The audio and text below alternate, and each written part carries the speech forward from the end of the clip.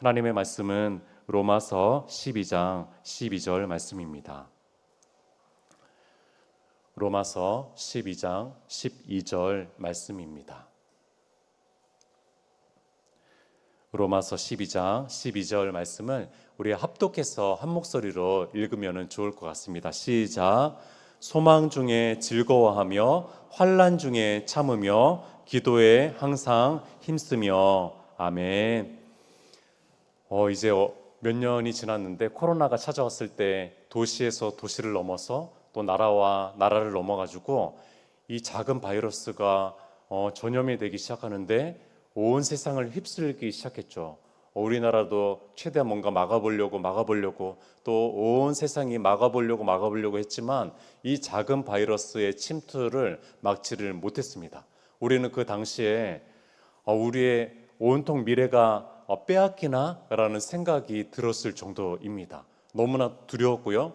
너무나 공포심이 찾아왔고 그래서 사람들과의 만남들도 단절시키고 나도 너무 걱정이 되니까 저 사람을 위한 것도 있지만 공동체를 위한 것도 있지만 내가 너무 두려워서 사람들을 만나는 것을 꺼려하는 이 시대 속에서 그 세상을 우리가 지나갔잖아요.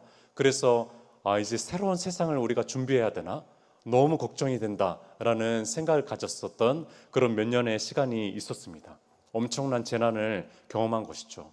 이런 생각이 들었죠. 작은 바이러스 이 하나에 우리 인류 한 사람 한 사람이 너무나 약한 존재이구나. 이 작은 바이러스 하나에 또 어쩔 줄 모르는 당혹스럽고 대처할 수 없는 그런 작은 존재이구나라는 것을 느꼈을 코로나의 시간들을 여기 계신 분들은 다 지나신 것이죠.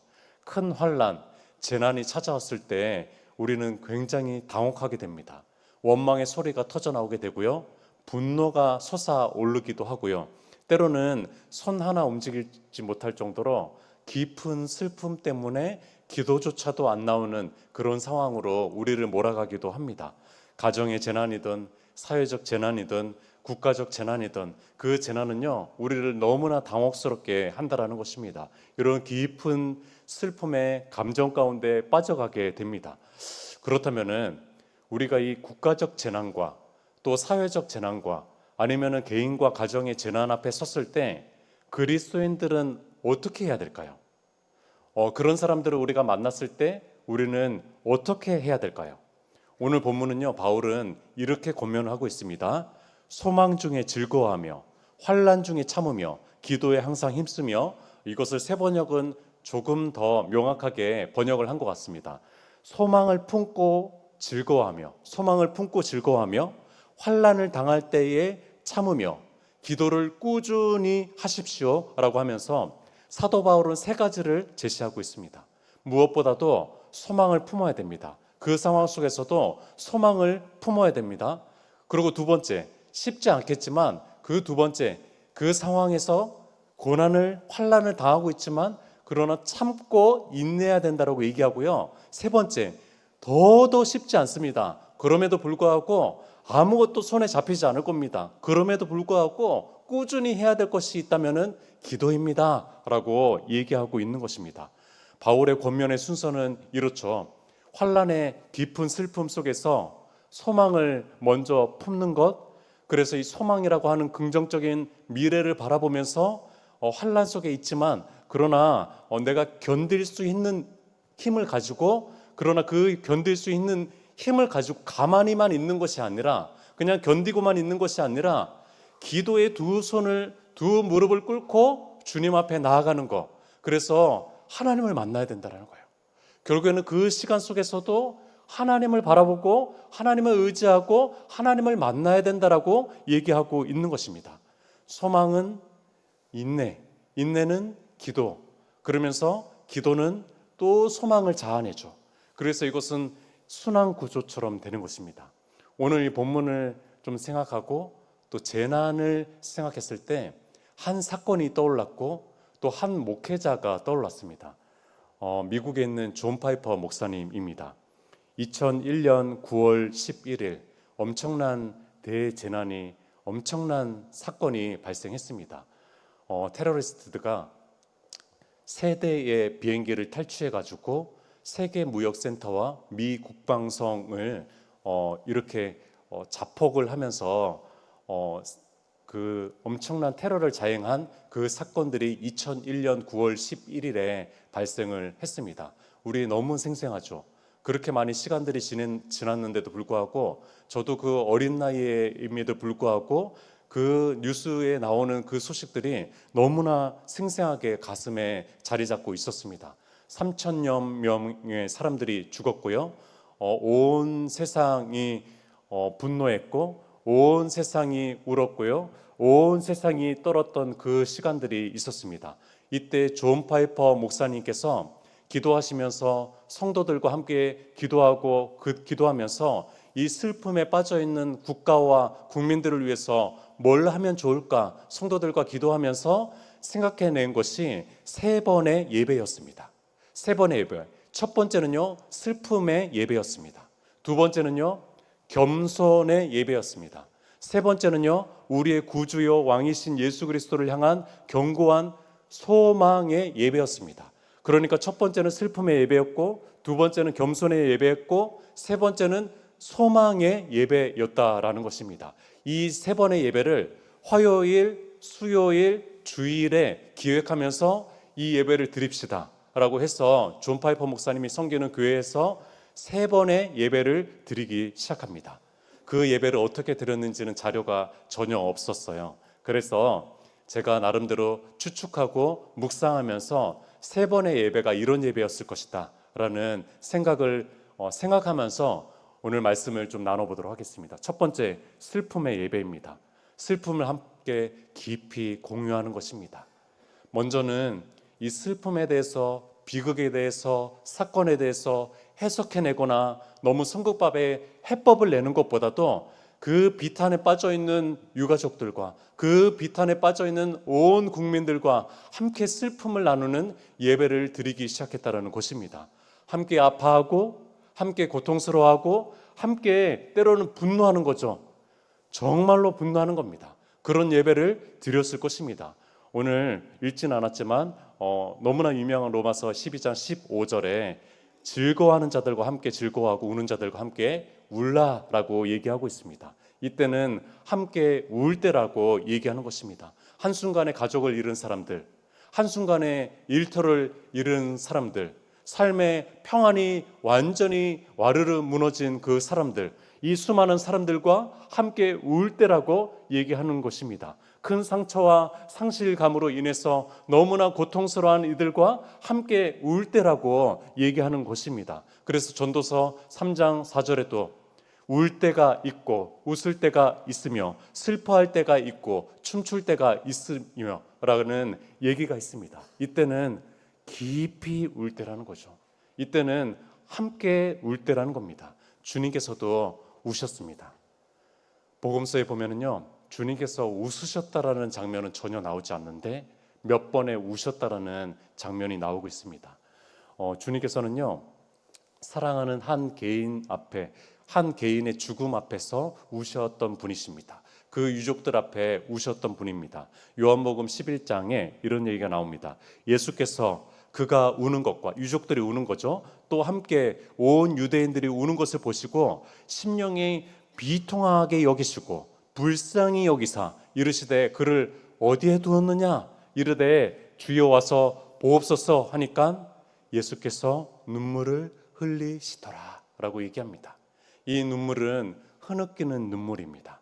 그들과 함께 우는 눈물입니다. 그 장례의 빈속 가운데 함께 곡소리를 나지막해 울리는 그 눈물입니다. 사랑하는 한 사람으로 인해서 신이신 그분께서 눈물을 뚝뚝 흘리고 있는 모습을 상상해 보십시오. 그 공감, 슬픔을 아파하고 함께 슬퍼하는 이 예수님의 모습을 보십시오. 주님은요, 한 개인의 죽음 앞에서만 우시지 않았습니다. 국가적이고 사회적인 재난과 어려움 앞에서도 우셨는데 누가복음 19장에 이런 얘기가 있습니다. 가까이 오사 성을 바라보고 성을 이제 바라보는 높은 곳에서 성을 보시고 우시며라고 얘기합니다. 아이러니하게도 예루살렘의 뜻은 평화라는 뜻입니다. 그럼에도 불구하고 이 예루살렘은 평화롭지 않았습니다. 온 세상이 다툼이었습니다. 온 세상이 갈등이었습니다. 그런 세상 속에서 주님은요 깊이 우셨는데, 여기에서 우시다라는 이 헬라어는요 통곡하면서 소리 지르면서 우는 그 울음입니다. 이 국가적 재난 속에서는요 예수님께서 흐느끼게 우시는 것이 아니라 온 마음을 다해서 막 부르짖으면서, 누가 들어도 상관없이 부르짖으면서 막 우는 것, 이것이 바로 예수님의 울음이었다는 겁니다. 그리스도인은요 국가적인 재난, 사회적인 재난 앞에서 이것이 뉴스거리라고 생각하면 안 됩니다. 그것을 직면했을 때, 그것을 바라봤을 때 우리는 울 줄 알아야 됩니다. 그리스도인은요 울 줄 아는 사람들입니다. 울 줄 알아야 되는 것입니다. 이것이 그리스도인이라는 거죠. 자, 첫 번째는 슬픔의 예배였습니다. 두 번째는 겸손의 예배입니다. 이 겸손의 예배, 우리 피조민이라면 어떤 상황에서든 갖춰야 될 덕목은 바로 겸손입니다. 첫 번째도 겸손, 두 번째도 겸손, 세 번째도 겸손이라고 생각합니다. 겸손은 피조물의 당연한 위치입니다. 겸손은 나 중심적인 것을 다 내려놓고 나와 세상을 만드시고 나를 구속하신 하나님 앞에 서 있는 그 상태를 겸손이라고 얘기합니다. 그런데 겸손이 얼마나 어려운지 아십니까? 이 앤드류 머레이의 겸손이라는 책에 보면은요 겸손이 얼마나 어려웠는지 한번 들어보십시오. 겸손한 사람은 시기나 질투를 느끼지 않는다. 자신보다 다른 사람을 좋아하고 그들이 더한 복을 누릴 때에도 하나님을 찬양한다. 겸손한 사람은 오래 참고 용납하고 온유한 사람이다. 까다로움과 경솔함과 성급함과 자기 방어와 자기 주장과 날카로운 판단과 친절하지 못한 말은 겸손의 반대의 상태이다 라고 하니까 겸손이 얼마나 힘들어요. 겸손이 얼마나 힘듭니까? 시기 질투하는 것이 아니래요. 다른 사람이 잘 되는 것을 오히려 하나님을 찬양하게 되는 것이래요. 오래 참고 용납하고 온유할 수 있어야 되는 거래요. 성급하게 되고 경솔하게 되어지고 자기 방어를 하려고 그러고 자기 주장을 하고 날카로운 판단과 친절하지 못한 것은 겸손의 반대말이래요. 얼마나 어렵습니까? 숨이 막힙니다. 겸손해질 수 있는 것은 나 스스로 할 수 있는 것이 아니라는 거예요. 겸손은 내가 내 자신을 통제해가지고 할 수 있는 것이 아니라고 얘기하는 것입니다. 베데스다부를 섬길 때 한 교사분이 이런 얘기를 했습니다. 진급에 몇 번을 실패를 하고 자기가 다 내려놨다고 생각을 했대요. 자기는 겸손한 사람이라고 생각을 했대요. 그러나 이 진급에 실패하면서 나를 내려놓게 하시는 분은 하나님이시구나 라는 것을 깨달았대요. 나는 내가 나 자신이 내려놓을 수 없는 사람이구나 라는 이 위대한 고백을 그 너무나 소중한 선생님께서 해주셨어요. 제가 그 얘기를 들으면서 얼마나 크게 마음에 와닿는지 모르겠습니다. 목회를 하면서 두 군데를 꼭 가봐야 된다라고 얘기를 하더라고요. 인간론을 배우기 위해서는 두 군데를 가봐야 된대요. 그것이 어딜까요? 이것은 너무나 소중한 교실이라고 얘기합니다. 인간론을 배우기 위해서 첫 번째 가야 될 교실은 바로 공동묘지라고 합니다. 두 번째는 중환자실이라고 하는 것입니다. 이 두 군데는요 인생의 덧없음, 인생의 무력감을 느끼게 하는 그런 장소라는 것입니다. 결국은 인생을 죽을 수밖에 없는 곳이라는 것을 알려주는 것이 공동묘지라면은 수많은 사람들이 다 죽었구나, 이 위대한 사람도 죽었구나, 비석이 찬란하게 빛나고 있는 이 대단한 이름이 박혀져 있는 사람도 죽었구나, 그러나 무덤에 아무것도 없이 비석 하나 없이 초라한 이 인생도 죽었구나, 모든 사람이 죽는 것이구나라는 것을 볼 수 있는 그곳은 공동묘지라는 것이죠. 두 번째로 중환자실에 수많은 호스를 끼고 있고 여러 가지의 중장비들을 갖추고 이렇게 있는 상태에서 호흡에 의해서 얼굴도 알아보기 힘든 그 상황에서 그 사람이 할 수 있는 무력한 기도, 그것을 보면서 인간론을 배우게 되는 것이죠. 나는 흙으로서이다. 나는 흙으로서이다. 나는 흙으로 만들어졌구나.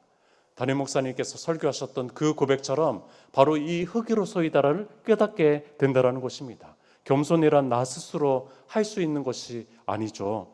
베드로전서 5장 6절에 담임 목사님께서 자주 인용하시는 그러므로 하나님의 능하신 손 아래서 겸손하라. 하나님께서 손으로 우리를 누르지 않으면요 우리는 도무지 겸손할 수 없습니다. 그래서 C.S. 루이스가 이런 얘기를 했어요. 내가 겸손에 대해서 할 수 있는 것은 겸손해질 수 없다라는 것을 깨닫는 것이다. 내가 겸손에 대해서 단 하나 할 수 있는 것은 겸손에 대해서 할 수 없다. 나 스스로 할 수 없다라는 것을 깨닫는 것이다라는 것으로 그 기독교 그 책에 기록을 했습니다. 우리는 스스로 겸손해질 수가 없어요. 하나님의 능하신 손, 하나님의 다스리는 손, 그 안에서만 겸손해질 수 있는 것이죠. 대재난이 찾아왔습니다. 우리에게 큰 환난이 찾아왔어요. 그때는 겸손해지는 시간이라는 겁니다. 우리가 그 천지의 창조자이신 그분 앞에 나 피조물이구나. 나 피조물이었지. 우리는 모든 것을 다 할 수 있다라고 생각하는 과학 문명화된 이 시대를 살아가고 있습니다. 이 시대 속에서 대재난이 한번 찾아와 봐요. 나는 아무것도 할 수 없구나. 우리의 기술력이 아무것도 쓸모가 없는 것이구나. 우리의 생각과 지혜가 도저히 작동하지 않는구나 라는 것을 깨닫게 되는 것이죠. 재난 앞에서 존 파이퍼 목사님은 우리의 위치를 다시 한번 돌아가 보자. 다시 한번 겸손의 자리로 위치로 돌아가 보자 라고 얘기하면서 두 번째 예배로 겸손의 예배를 드렸습니다. 세 번째 예배는 소망의 예배입니다. 흔들리는 세상 속에서 우리가 견고하게 서 있는 그 하나를 붙잡아야 되는데 그것은 이 땅의 것이 아니라는 것을 깨닫게 되는 시간이죠. 그래서 붙잡는 것은 하나님의 신실한 사랑입니다. 바울이 로마서 8장에 이렇게 얘기합니다. 내가 확신하노니 사망이나 생명이나 천사들이나 권세자들이나 현재일이나 장래일이나 능력이나 높음이나 깊음이나 다른 어떤 피조물이라도 우리를 우리 주 그리스도 예수 안에 있는 하나님의 사랑에서 끊을 수 없으리라 라고 하면서 바울이 이 수많은 인생을 흔들리게 하는 수많은 요소들을 다 집어넣고 거기에 덧붙여서 어떤 피조물들이라도 라고 하면서 추가적인 것들이 다 있더라도 그러나 그 모든 것 안에 흔들리지 않는 내가 확신하는 것이 그 하나가 있다면 우리 주 그리스도 예수 안에 있는 하나님의 사랑이라고 선포하고 있는 것입니다. 이 신실한 하나님의 사랑은 끊어지지가 않는다라는 거예요. 이 모든 것 안에서도 이 하나님의 사랑은 끊을 수가 없다라는 것입니다. 재해와 사고와 여러 재난과 환난 속에서도 생명을 잃을 수 있지만 그러나 이들은 하나님께서 그들을 버리신 것이 아니라는 거예요.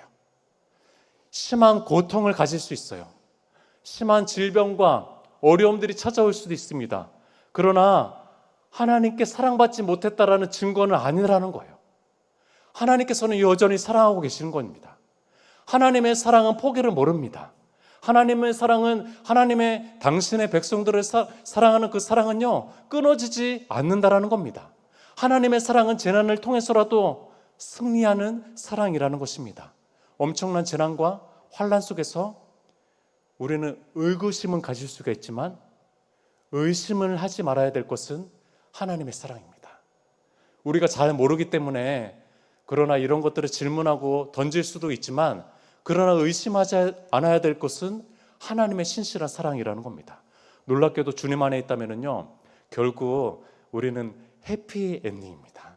우리는 해피엔딩이에요. 왜냐하면 주님께서는 죽으심 앞에서 굴복되지 않으시고 3일 만에 부활하셨기 때문입니다.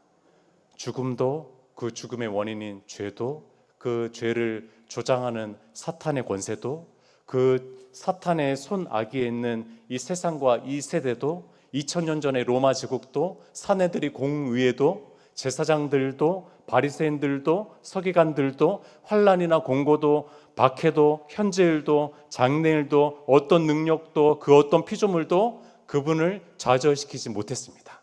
그분께서는 기어코 3일 만에 다시 부활하셨습니다. 그 다시 살아나는 것을 막지 못했습니다. 그렇기 때문에 우리에게 찾아오는 것도 해피엔딩입니다. 영화를 보면은 이거 괜히 봤다 라고 하는 새드 엔딩이 있습니다. 너무나 재밌게 봤는데 새드 엔딩 너무 안 좋게 끝난 거예요. 이거 괜히 봤다. 나 막 마음만 안 좋아졌다 라는 새드 엔딩이 있습니다. 또 이런 것도 있어요. 오픈 엔딩, 열려 있어요. 너무 찜찜한 거죠. 마음이 찜찜한 겁니다. 그러나 우리의 인생은 그렇지 않습니다. 우리의 인생은 해피엔딩입니다. 우리의 인생은요, 궁극적인 소망, 그것은요, 주님께서 다시 부활하셔서 또 우리를 위해서 첫 부활의 열매가 되신 것처럼 우리도 그 열매에 주렁주렁 열매 맺히는 또 다른 부활의 열매체가 된다라는 것, 그것이 궁극적인 우리의 소망입니다. 얼마나 위로가 됩니까? 얼마나 감사한 일입니까? 존 파이퍼 목사님은 그 엄청난 대재난 속에서 일주일 동안 3번의 예배를 통해서 슬픔과 겸손과 다시 한번 소망을 찾는 그 예배를 기획하고 기도하고 예배를 주관했습니다. 결국에는 예배라는 것입니다. 왜냐하면 세상이 줄 수 없는 그곳에서 예배는 하나님과의 만남이잖아요. 결국에는 하나님을 만나는 순간들이 필요하다는 거예요. 그래서 하나님을 만나는 예배를 기획한 것입니다. 그러면서 이 슬픔을 수용하게 되는 것이죠. 이 슬픔을 수용하게 되는 것. 그래서 슬픔이 있을 수 있는 존재구나. 우리는 슬픔을 가질 수 있는 존재구나.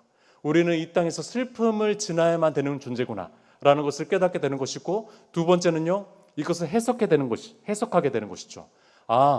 우리는 이 앞에서 겸손해져야 되는구나. 그리고 세 번째, 또 하나의 유익이 있다면은 보이지 않는 그 소망을 따라가는 거죠. 너무나 이 세상의 것들에 보이는 것들을 계속 추구하고 살아갔었는데, 우리가 코로나 시간 속에서 보이지 않는 주님을 조금 더 의존하는 부분이 있었잖아요. 그런 또 시간들이 있었잖아요. 그런 어떤 소중한 교훈들이 있었잖아요. 대재난이 찾아왔을 때 더 궁극적인 보이지 않는, 그래서 환란 속에서 막 그런 광적인 또 신앙인들이 많이 또 이렇게 또 생겨나기도 하는 것처럼, 종말론주의자들이 많이 생기는 것처럼, 그런 것까지는 아니지만 보이지 않는 것을 우리가 바라볼 수 있게 되는 곳입니다. 그 시간 속에서 더 하나님을 깊이 만나게 되는 것이죠. 제가 오늘의 본문을 좀 묵상하고 또 존 파이퍼 목사님의 3가지의 예배를 좀 생각하면서 생각났던 찬양 하나가 있습니다. 제가 좀 설교할 때 찬양을 좀 많이 불러서 죄송합니다. 근데 이 찬양이 좀 떠올랐어요. 주 품에 품으소서, 능력에 발로 덮으소서, 거친 파도 날 향해 와도 주와 함께 날아오르리, 폭풍 가운데 나의 영혼 잠잠하게 주를 보리라.